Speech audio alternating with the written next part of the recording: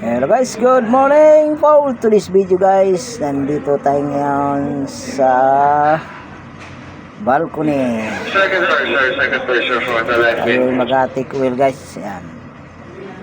Medyo may tumit yan. Wow, ang ganda ng dagat guys. Blue na blue.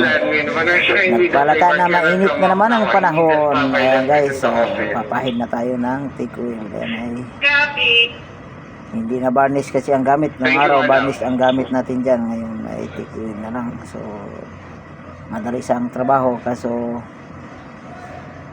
mabilis din siyang mawala. Hindi katulad sa varnish na talagang nasisil na yung kahoy.